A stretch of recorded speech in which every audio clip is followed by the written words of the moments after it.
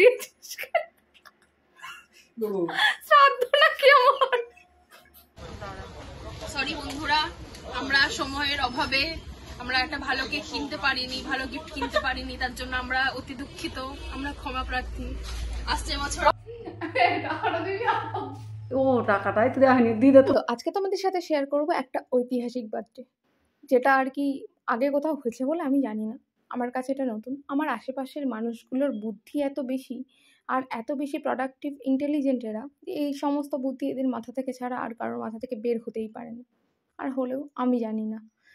প্রথমে গেছিলাম আমার বাড়িতে, তারপরে ছুটি যেহেতু পাইনি তাই আমার মা আমাকে কি আর করবে, আশীর্বাদ করে খাইয়ে বলছে ঠিক আছে যা, চলে এসেছি।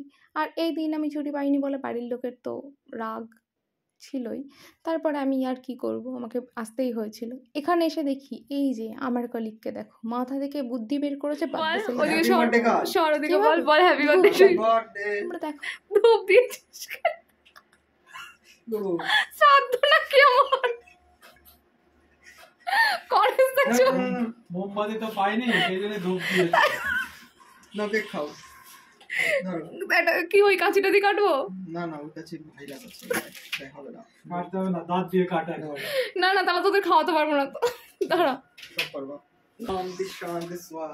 ঠিক আছে, ধূপকাঠি গন্ধে ভরে গেছে ঘর। ও তো খেলে আমি তো এটা ধূপকাঠির গন্ধ না। তারপরে এসেছিল আমার রত্নগুলো, আমার বান্ধবীরা। ওরা আসবে আর কিছু করবে না, এটা কি হতে পারে? দেখো কি করে। Happy birthday to you, happy birthday size করে না করতে হচ্ছে, দেখ বেচারা। হ্যাপি বার্থডে যদি সমান না হয়। Happy birthday to you. Sorry বন্ধুরা, আমরা সময়ের অভাবে আমরা একটা ভালো কেক কিনতে পারিনি, ভালো গিফট কিনতে পারিনি, তার জন্য আমরা অতি দুঃখিত, আমরা ক্ষমা প্রার্থী। আসছে বছর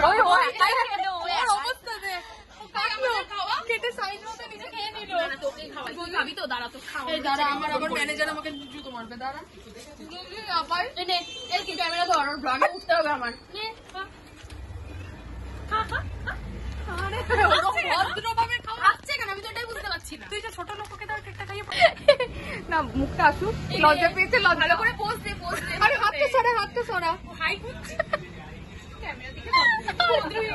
ও এমনি ভদ্র, কারণ পাশে কাকু। এই তুই কোথায় আসছিস? শিমুরালি? ফোনে কেটে গেল। শিমুরালি আসছিস? ও আমাদের কথা শুনে কেটে দিস। তোর পাশে কাকু টাটটা ভালো না রাখলাম।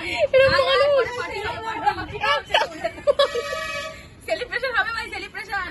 তারপরে ওই ছুরিটাকে দেখি ওকে কি দিয়ে প্রমাণ করছিস? এবার আর তোকে পাঞ্জাবি দেবো না ভাই, পাঞ্জাবি চেক করে দাও না। পাঞ্জাবি দেখানোর জন্য তুই আবার চলে আসবি, কোনো একটা কিছু হবে না, পাঞ্জাবি পরে চলে আসবি। পাঞ্জাবি দিয়ে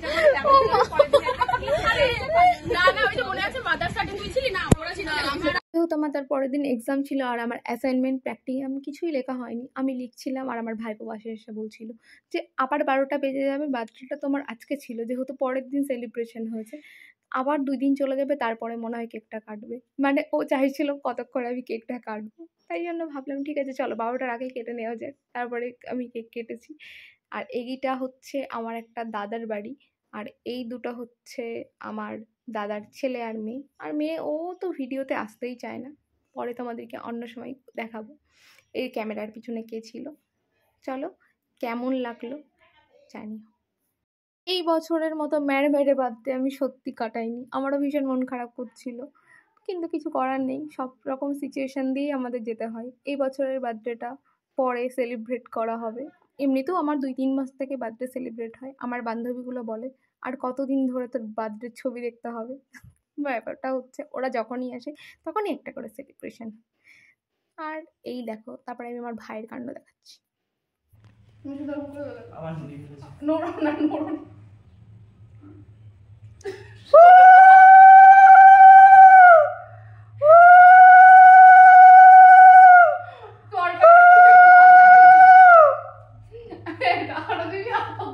ও টাকাটাই তো দেয়নি, দিদা তো তুই দিদে, তাহলে তুই ধর আমি দিই। আর বলতে হবে না, আর পয়সা দিতে হবে না, রাখ মনে। না না বসে খেয়ে নে, তুই সব দাও। আর তারপরে আমার বৌদি ভাই রান্না করেছিল ফ্রাইড রাইস আর মাংস। আমি আর বেশি কিছু করতে বারণ করেছিলাম, কারণ দুপুর থেকে প্রচুর খেয়েছি। আমার প্র্যাকটিকাম মানে তাই দেখে ওর এই রিয়াকশন। এখন বাজে কটা, 1টা, মানে ওরা আজকে ঘুমাবে না, পিসিকে ঝাল বিড়িটা ছেলেদের দেয়। দেখুন এটা হচ্ছে বার্থডে। আমি কলেজ থেকে বলছি এই ক্যামেরা ধূপের গন্ধ বেরোচ্ছে।